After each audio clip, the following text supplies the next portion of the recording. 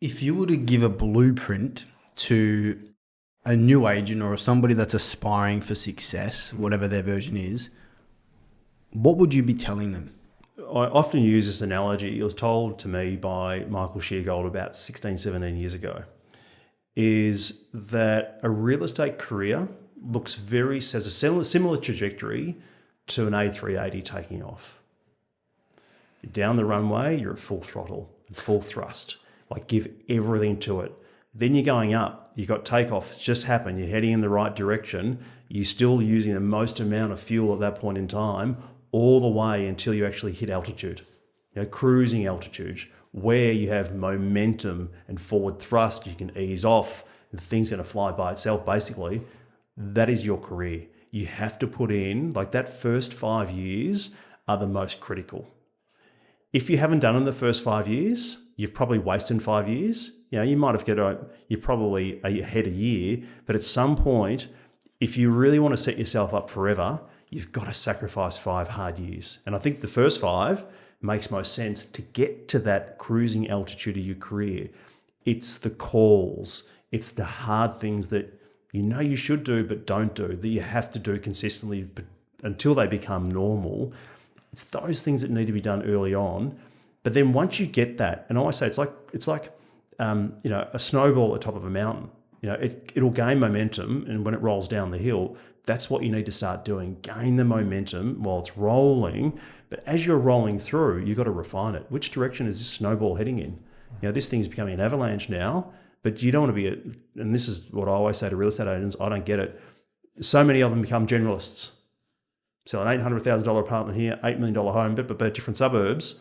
I say if you can't identify what you stand for or who you are as an agent, how do you expect the market to? So when people go, what do you do, Mark? I say, I specialise in luxury and prestige real estate, predominantly in Toorak, but anything in the surrounds over $10 million. Simple as that. That's how the market identify me as well. So what I'm saying is become a specialist, because we know in every profession, specialists are rewarded far greater than a generalist. How did you know what you wanted to specialise in, or how do you develop that clarity? It was really easy. If you look at the fee of selling a $500,000 home versus a $50 million home, that was the driver. That was the driver. No, at some point I thought, hang on a minute, I'm selling these single-fronted cottages at $500,000 at the time. They're probably worth $2 million now, but $500,000 at the time, getting paid 2%. And then these guys are selling these $5 million homes at 2%. I need to sell 10 of them to get the same reward. And you think 10 campaigns, 10 final inspections, all the buyer callbacks, to get the same outcome financially as the guys who sold one $5 million home. This is bullshit. Like, I've got to change. I've got to actually focus in where, I'm selling higher end real estate. In all honesty, that's where it came from originally. I thought, how do I create leverage in this industry by doing less, getting more? And I did. And I started to go that path, but I ended up doing more, but getting more. What needed to change? You talked about things needed to change, or amongst that, what did need to change for you to do less, to do more? I had to specialise. I had to learn how to say no. It's the hardest thing as a commission-driven salesperson, is to say, sorry, your business is not for me.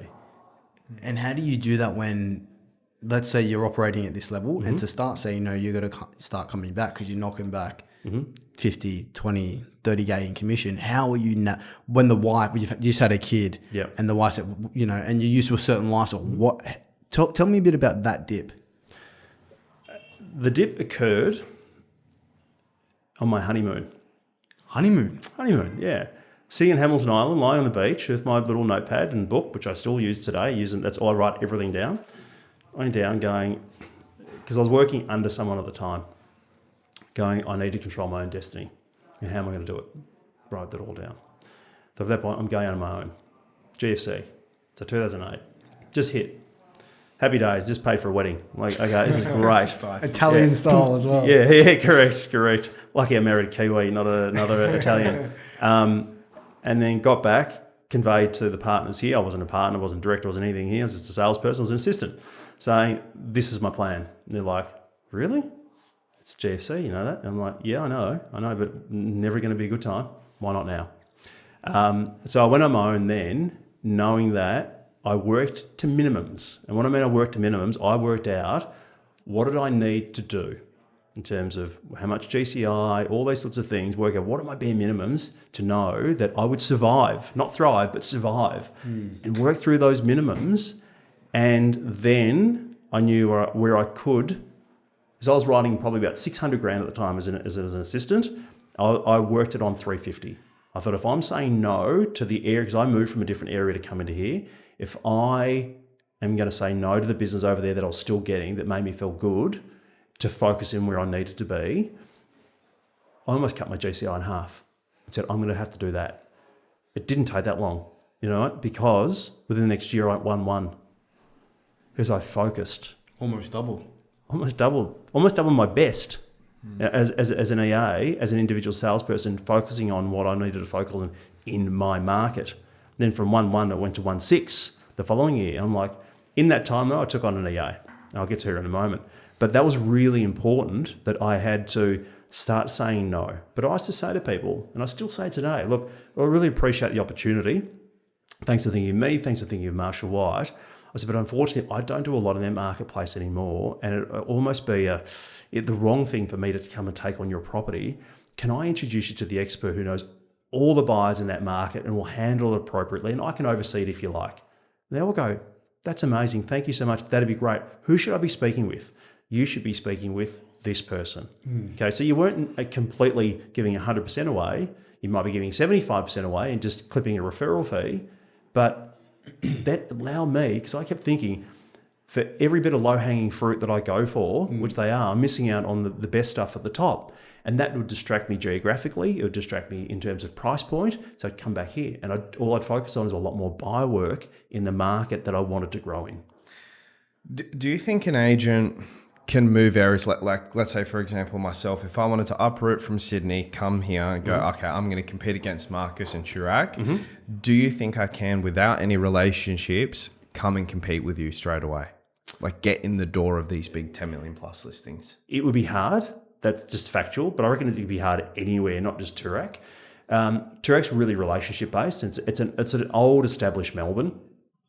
Not to say it might take you a few years, but you wouldn't have a lot of impact the first 12 to 18 months or 2 years. Those that have tried, and what happens is that you see them then selling things outside of the market because they get into the market, can't find it. The easiest thing to do is step to the most adjacent market where you can be a little bit more competitive. Kevin, it'd be difficult. Yeah. That's the reality. It'd be like me, even today with my personal real estate brand, heading up to Double Bay and trying to compete with Gav and Paley and all those sort of guys. It'd be so hard. It wouldn't be a year. I would account for I'd say just starting again. You might have the tools, but you don't have the materials, I can put it that way. And until you got up there. Is a lot of it due to the fact that it's a very relationship based in these particular pockets? Like even if, like, for example, someone 3-4 suburbs over wanted to come here, these people have gone to school together. Is it those long-standing relationships that are harder to crack? And if so, I know you've spoken about it before by providing value. How do you crack it? What value are you providing to crack it? Okay. Easier if you're coming from adjacent areas because there's a sense of familiarity and you'll probably know some people in the market. That's always a leg up. I always say those that have got great contact bases, whether it might be family connections, school connections, golf clubs, always a great leg up in the prestige market. Doesn't guarantee you success any quicker, but you've got a little bit of maybe a stepping stone ahead of everyone else. Value and service provided is just the level of frequency that you speak with people. You got to be the best judge of that because so many people speak to them frequently but don't add any value. So the one thing that I used to always get a lot of feedback about was, hey, Marcus, you don't come across like a real estate agent. And I go, thank you, that's the greatest compliment. That's the last thing I want to hear. I sound like a real estate agent. But they go, you actually take time to listen. Like, you know what we want. And working with buyers, bear in mind, it's all care and no responsibility.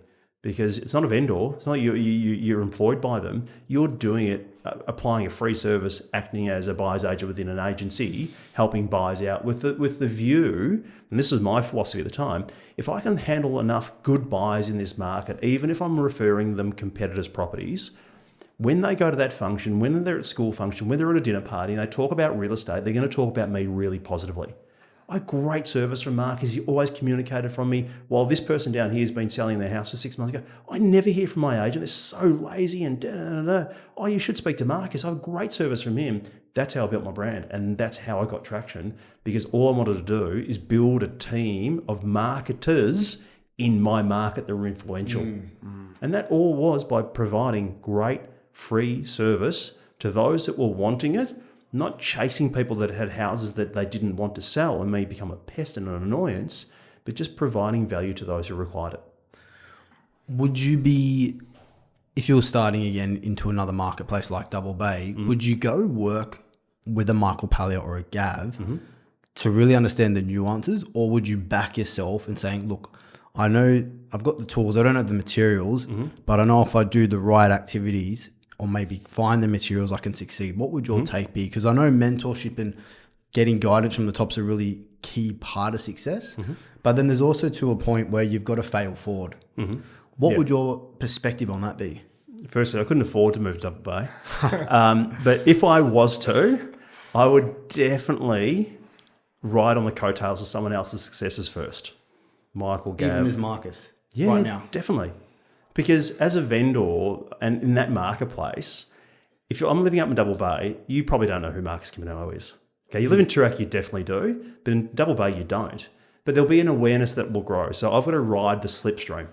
You know what I mean? And I created here for others, create the slipstream, others can ride behind it, and then I hope they overtake. That's like my goal is there's 3 or 4 really great operators in this office that I've worked with now for 12 years, 15 years, 2 years, 3 years. I want them to overtake me. And I'm creating this slipstream. I want 4 of them leading from the front in the Toorak marketplace. It'd be the same up there. I'd go and work under Michael or one of those guys to build market intel and intellect, because that's really powerful. If you don't know your market, but you know what you're doing, but you don't know your market, you're screwed. But I'd be learning as much as I could, getting as much exposure, getting my name on boards and ads, even as second or third agent. Once again, you've got to breathe that level of familiarity in the marketplace when building a brand. Even though I've got, as I said, the skills and the tools, what it'll do is I'll get to where I need to get to quicker if you combine experience and the right person to ride shotgun along. You'll probably do it in half the time. Hey guys, thanks for tuning in to another Both Sides podcast. Just want to say a big thank you for the support up until now. If you've got value from the episode, could you please go like and follow us on the social platforms, for example, Spotify and YouTube, as that will help us continue to get better quality guests. Bye for now.